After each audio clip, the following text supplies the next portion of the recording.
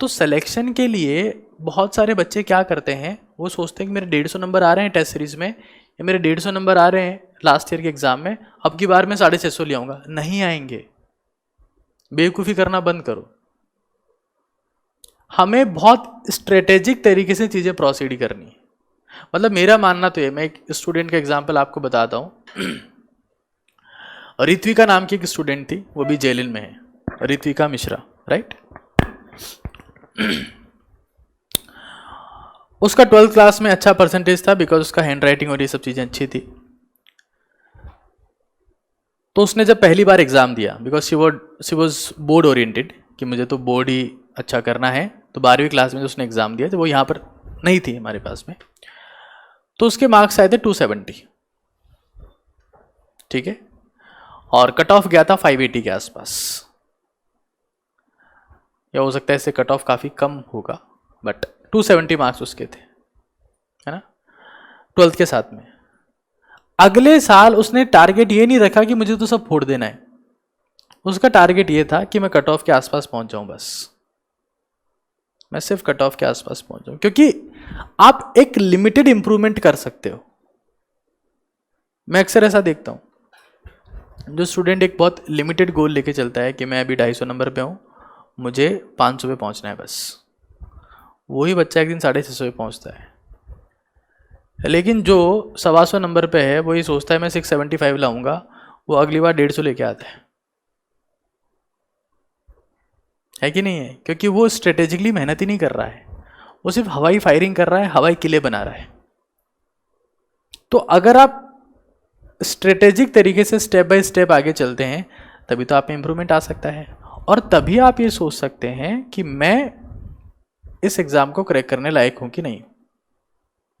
जैसे for example एक बहुत बेसिक सी बात करते हैं। आप में से बहुत सारे स्टूडेंट ऐसे होंगे जिनका टेस्ट में 150-200 के आसपास नंबर आता है ना, 250 नंबर आता है, 300 आता है मान लिया।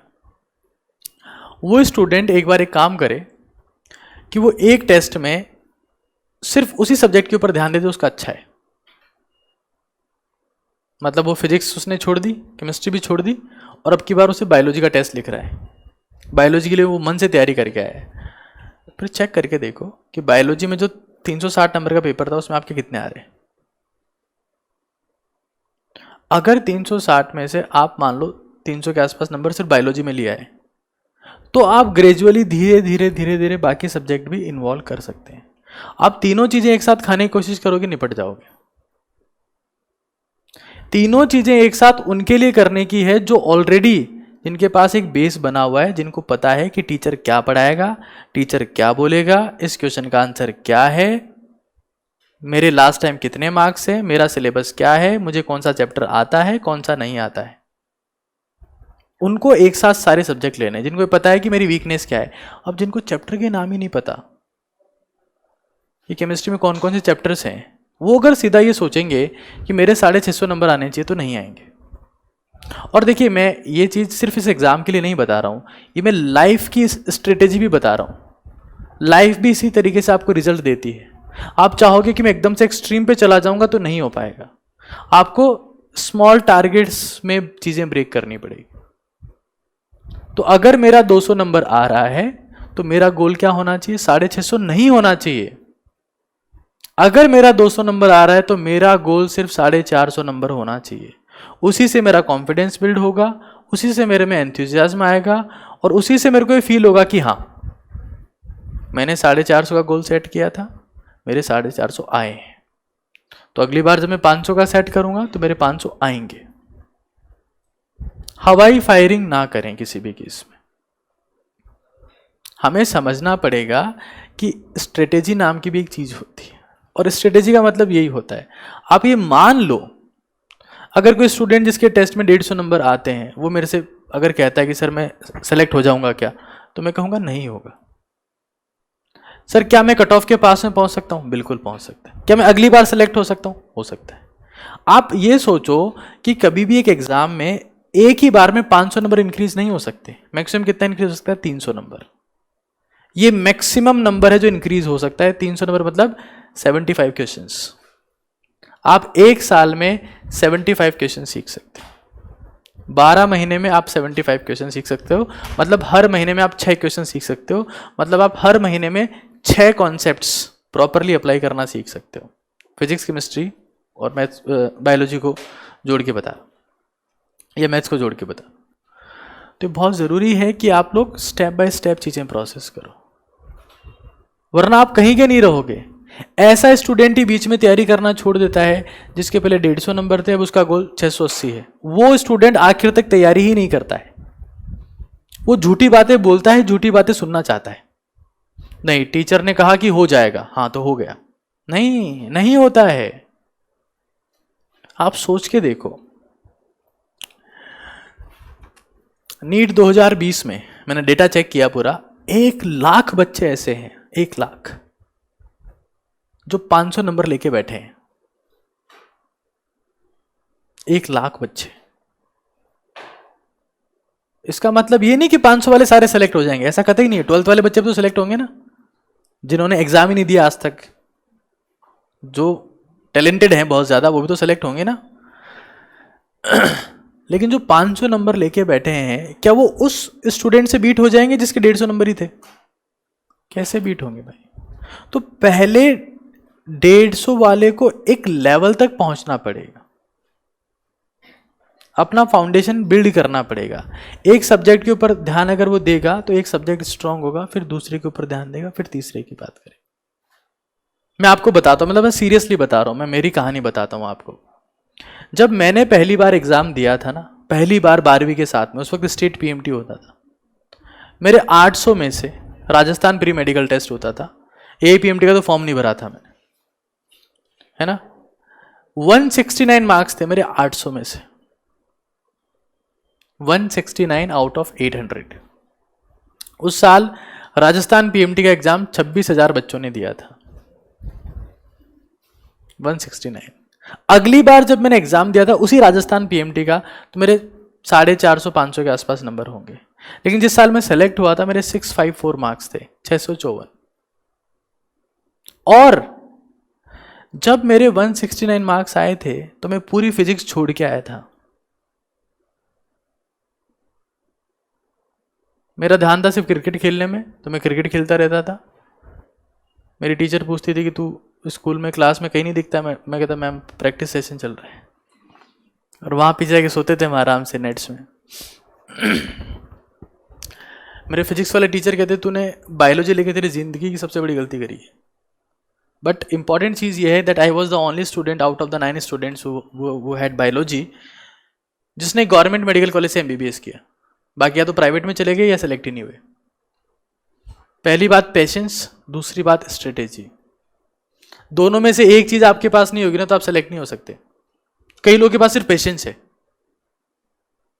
सर 4 ड्रॉप हो गए हैं, अब 5 और कर लेंगे। स्ट्रेटेजी नहीं है, सिर्फ patience. That doesn't make any sense. और सिर्फ स्ट्रेटेजी है, पेशेंस नहीं है, या फिर सिर्फ पेशेंस है, स्ट्रेटेजी नहीं है।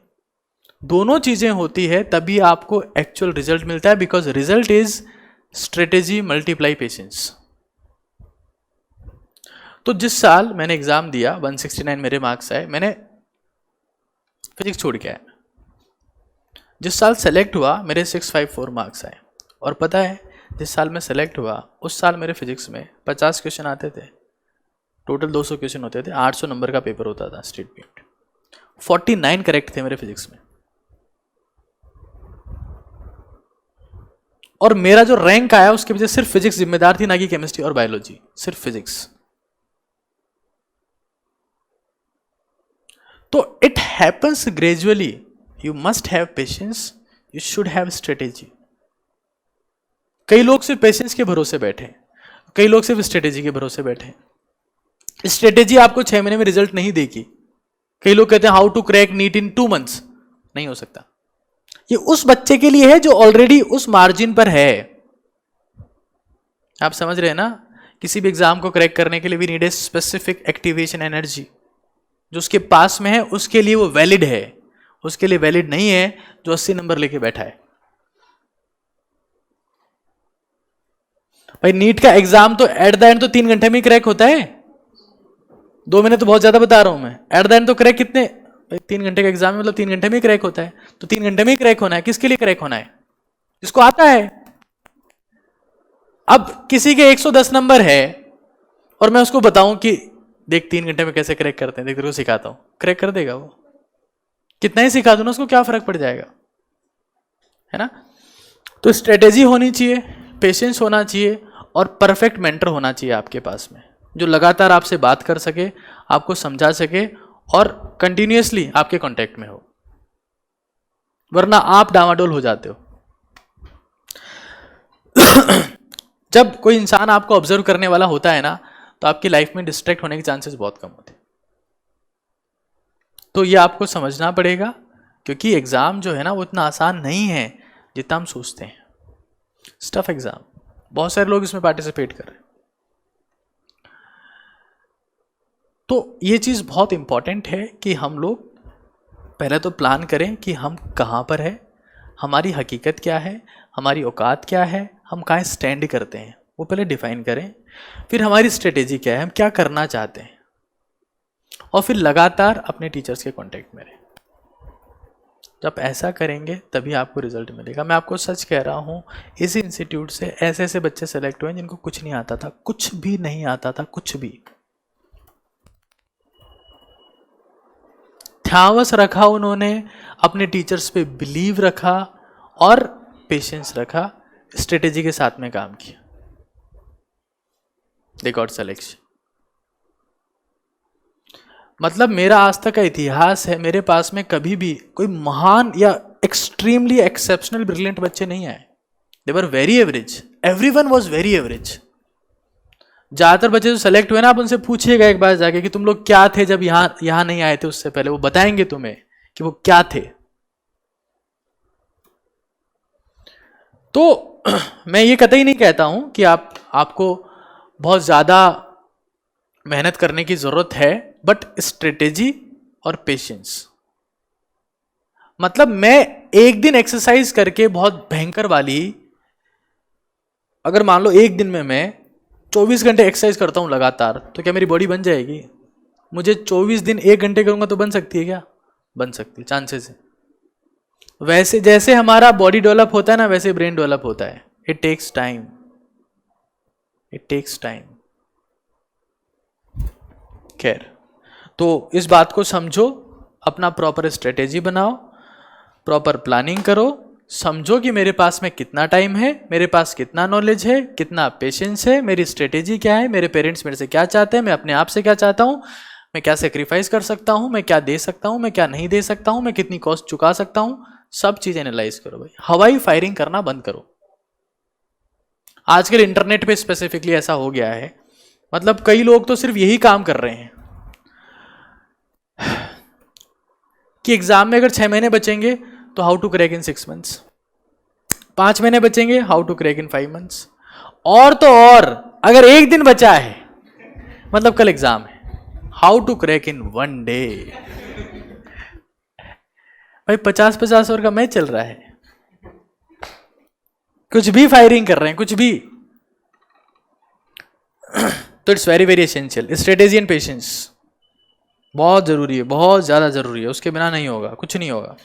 और एग्जाम क्या, जिंदगी में कुछ नहीं होगा। एग्जाम तो एक चीज, जिसके पास में स्ट्रेटेजी मतलब दिमाग, प्लानिंग, ये सब चीजें आती है उसमें, और पेशेंस, दोनों चीजें हैं, लाइफ में भी वही सक्सेसफुल है। आपको पता है कि हमारे देश का पीएम जो बनता है, हमारे देश में पीएम बनने की औसत उम्र, एवरेज एज कितनी है? हाँ बेवकूफों, एवरेज एज मतलब जो देश के पीएम बने हैं आज तक, उनकी एवरेज उम्र की बात कर रहा हूं, एलिजिबिलिटी की बात नहीं कर रहा हूं। एक होती है योग्यता, एक होती है औसत उम्र, तो वह 68 ईयर्स। मतलब अगर किसी को पीएम बनना है तो उसको सबसे पहले 68 साल जिंदा रहना है, पहली चीज।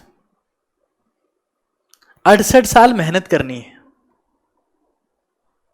सबसे पहली चीज है ये तो। बनने पीएम बन के उसका जो भी कार्यकाल होगा वो अलग बात है, बनने के लिए पहले 68 साल जिंदा रहना है उसे। तो अगर कोई ये सोचे मैं तो एक दिन में पीएम बन जाऊंगा तो आप, या एक दिन में सीएम बन जाऊंगा, तो we are not Anil Kapoor at all. हाँ, it takes time, things takes time. तो ऐसे ही दुनिया में कोई सी भी चीज होती है उसमें टाइम लगता है। मैं अगर डे वन ये सोचता कि मैं एक दिन बहुत महान टीचर बन जाऊंगा तो क्या बन जाता? ऐसा नहीं होता, लोग एक्सेप्ट ही नहीं करते। But it's a process. मैं पहले दिन ही क्लेम कर देता कि मैं दुनिया का महानतम टीचर हूं, मेरे से ऊपर कुछ नहीं है, तो इट इज अनएक्सेप्टेड, कोई से एक्सेप्ट नहीं करेगा। बट इट्स द प्रोसेस जिसमें आपको पेशेंस रखना होता है, और कहीं ना कहीं आपका दिमाग भी आपके पास में होना चाहिए। दोनों चीज़ें बहुत ज़रूरी है और तभी चीज़ें प्रोसीड होती हैं। बट जो मैंने 2 4 5 बातें आपको बताई है, आप उन्हें इम्प्लीमेंट करिएगा।